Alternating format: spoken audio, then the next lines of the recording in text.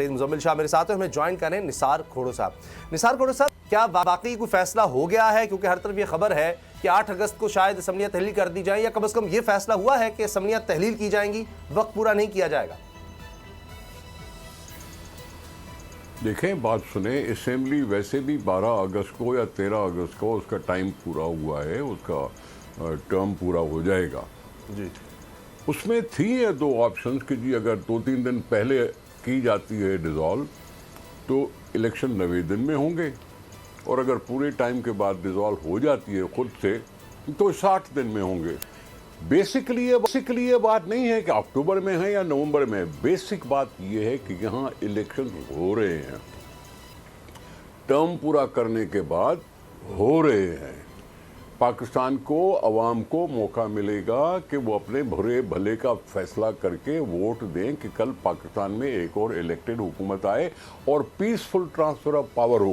جی، یہ ہمارا ایشو رہا ہے، الیکشن پیسفل ہوں، ٹرانسپیرنٹ ہوں اور آزادانہ طریقے سے ہو جائیں کہ عوام کو موقع ملے اور کسی کو بھی چن کے لے آ جائیں۔ تو میں اس میں کوئی گھبراہٹ نہیں ہے، مجھے محسوس ہو رہی کہ جی اکتوبر میں نہیں ہو رہی تو نومبر میں ہو رہی ہے، اس میں سمجھتا ہوں پڑھنا نہیں چاہیے۔ بیسک بات ہے کہ الیکشنز ہو رہے ہیں، اسمبلی یہ ختم ہو رہی ہے، یہاں کی آج کی حکومت پی ڈی ایم کی جو حکومت ہے وہ نہیں رہے گی اور کیئر ٹیکر حکومت آ جائے گی۔ کیئر ٹیکر میں کوئی بھی آ سکتا ہے، کوئی جج بھی ہو سکتا ہے، ٹیکنوکریٹ بھی ہو سکتا ہے، سیاستدان بھی ہو سکتا ہے۔ کہ آپ کو یاد کیئر ٹیکر پرائم منسٹر تھے، آپ کو یاد نہیں ہے بلک شیر مزاری صاحب کیئر ٹیکر پرائم منسٹر تھے، معراج خالد صاحب کا یاد نہیں ہے کہ وہ پرائم منسٹر بنے تھے۔ یہ 3-4 نام تو میں لے سکتا ہوں کہ جو پالیٹیشنز تھے اور وہ کیئر ٹیکر پرائم منسٹر بنے۔ ان کو کرنا کیا ہوتا ہے؟ الیکشن کمیشن کی مدد، الیکشن کمیشن کی مدد کر کے الیکشن کروانا۔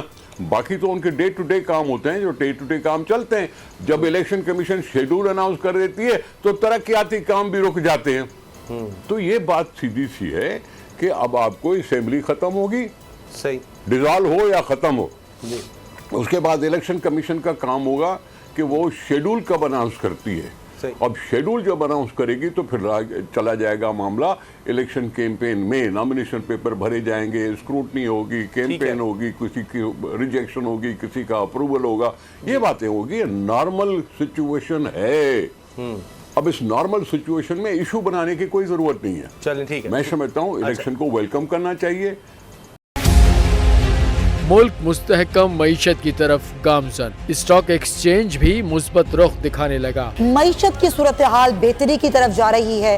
ہم IMF کے قرضہ ملنے کے بعد اس صورتحال کو بہتر مزید کیسے کر سکتے ہیں؟ قرض بحالی کے روشن امکان، بول نے نبھائی اپنی صحافتی ذمہ داریاں، مہنگائی سے پریشان عوام کے لیے اٹھائی آواز۔ رپورٹر اور اقتصادی ماہرین کے سب سے بڑے پینل کے ساتھ بول کی مشن معیشت کی سب سے بڑی ٹرانسمیشن 63% عوام نے دیکھی اپنی اسکرینز پر۔